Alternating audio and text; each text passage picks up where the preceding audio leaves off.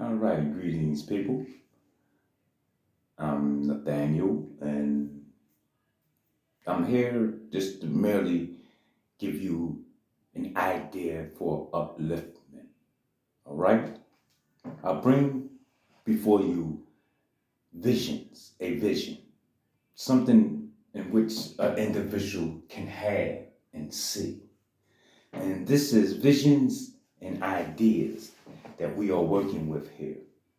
So before me, I have information and it goes as such. The dreamers are the saviors of the world. As the visible world is sustained by the invisible, so men through all their trials and sins and sordid vacations. Vocations are nourished by the beautiful visions of their solitary dreamers. Humanity cannot forget its dreamers. It cannot let their ideas fade and die. It lives in them. It knows them as their realities, which it shall own, which it shall one day see and know. Composer, sculptors, painters, poets, prophets, sages, these are the makers of the afterworld. You see? And still to this day, we have these individuals. They still rise, now more so than ever, in the year 2022, of those who is of poets, composers, scientists, prophets, and sages, etc., etc. These are the makers of the afterworld, the architects of heaven. The world is beautiful because we live. This is facts, these are true. Without us laboring, humanity would perish. He who cherishes a beautiful vision, a lofty idea in his heart will one day realize it. Mr. Christopher Columbus cherished a vision of another world, didn't he? And he discovered it. Copernicus fostered the vision of a multiplicity of worlds and a wider universe. And he revealed that. Buddha beheld the vision of a spiritual world of stainless beauty and perfect peace, tranquility, equality, and he entered into that. So I say to you, my beloved friends, cherish your visions. Stay connected with your most inner, deepest ideas about and for self. Cherish your ideas. Cherish the music that stirs in your heart, the beauty that forms in your mind, the loveliness that drapes your purest thoughts. For out of them will grow all delightful conditions. Trust me, this I know. All heavenly environment starts to develop. Of these, if you but remain true to them, your world, his world, her world, my world will last be built, will manifest, coming into fruition. To desire is to attain. We need to be clear on that. To aspire is to achieve. We also need to be clear. Shall man's basest desire receive the fullest measure of gratification, and his purest aspiration starve for lack of sustenance? Such is not the law. Such a condition of things can never obtain. Ask and receive. Dream lofty dreams. And as you dream, so shall you become. Your visions is the promise of what you shall one day be. You are nothing but a sum total of all your experience. No more, no less. Everything that you thought that was what you're supposed to be, somebody else told you that. Your idea is the prophecy of what you shall at last unveil. So the greatest achievement was at first and for a time nothing but a dream. The oak sleeps in the corn and the bird waits in the egg, like the child does in the womb. And in the highest vision of the soul, awaking angle stares to manifest itself. Dreams are the seedlings of our reality. You see? So your circumstances, my beloved earthlings, may be uncongenial, but they shall not long remain so if you but perceive an idea and strive to reach that idea. You cannot travel within and stand still without. Here is a youth hard pressed by poverty and labor, confined long hours in an unhealthy workshop, unschooled and lacking all the arts of refinement. But he dreams of better things. She dreams of a greater reality. She thinks of intelligence, of refinement, of grace and beauty. You see? Then it's the chance for us to receive of mental buildups,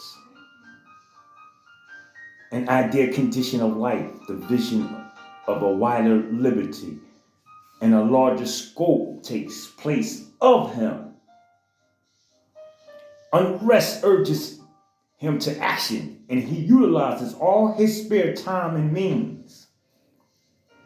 Shall though they are to the development of his latent powers and resources. Very soon, so altered has his mind become that the workshop can no longer hold him. It has become so out of harmony with his mentality that it falls out of his life as a garment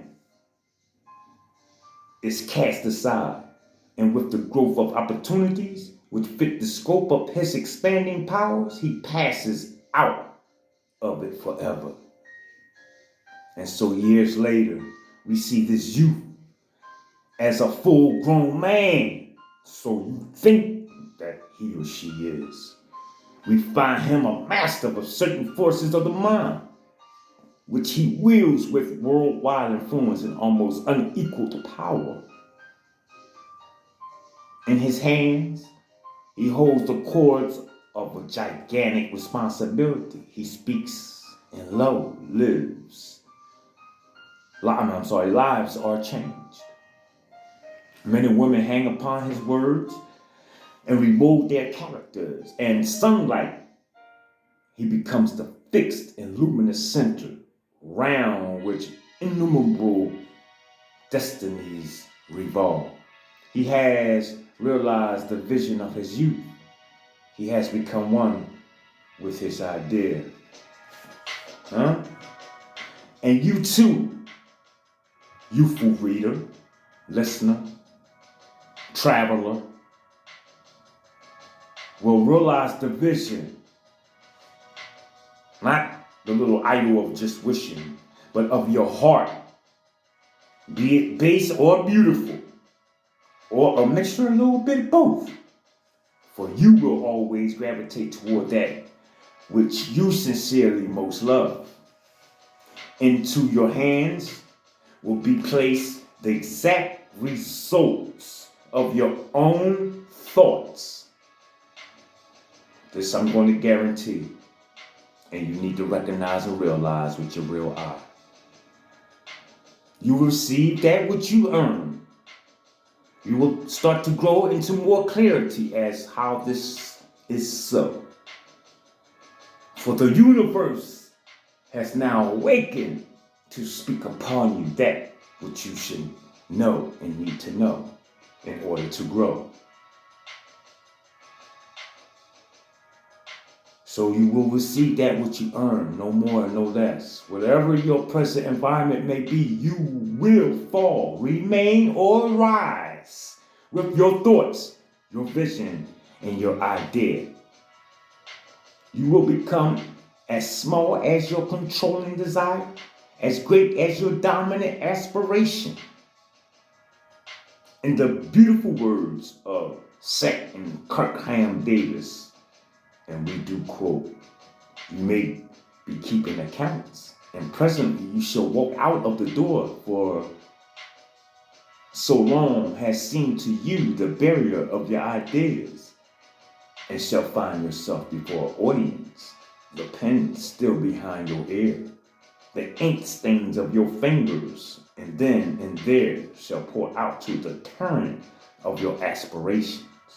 You may be driving sheep, and you shall wander to the city's bucolic and open mouth, shall wander under the intrepid guidance of the Spirit into the studio of the Master. And after a time, he shall say, I have nothing more to teach you, and now you have become the Master, who did so recently dream of great things while driving sheep. You shall lay down the saw and the plane to take upon yourself the regeneration of the world. The thoughtless, the ignorant, and the indolent, seeing only the apparent effects of things and not the things themselves, talk of luck, of fortune, and change. Seeing a man grow rich, they say, how lucky is he? Observing another becoming intellectual, they exclaim, how highly favored he is. And noting this saintly character and wide influence of another, they remark, how chance aids him at every turn.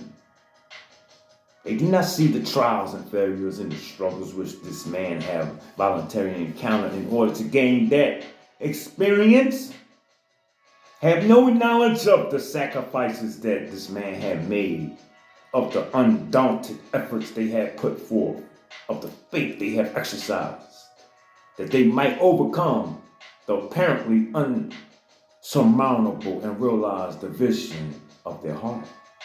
They do not know the darkness and the heartaches, for they only see the light and the joy, and they call it luck. They do not see the long and endurous journey, but only behold the pleasant goal and call it good fortune. Do not understand the process, but only perceive the results and call it chance. Ain't that what you do? Stop it. In all human affairs, there are efforts and there are results. And the strength of the effort is the measure of the result. I'm going to read that one more time. In all human affairs, there are efforts. the results, and the strength of the effort, it is the measure of the result. Chances not. Gifts, powers, material, intellectual, and spiritual possessions are the fruits of effort. I need to be clear on that. They are thoughts completed, objects accomplished, visions realized with the real eye. Check. The vision that you glorify in your mind, the idea that you enthrone in your heart, this you will build your life by. This you will become. I'm Nathaniel Hills. I thank you for allowing me to share these few words. Peace and prosperity be upon you.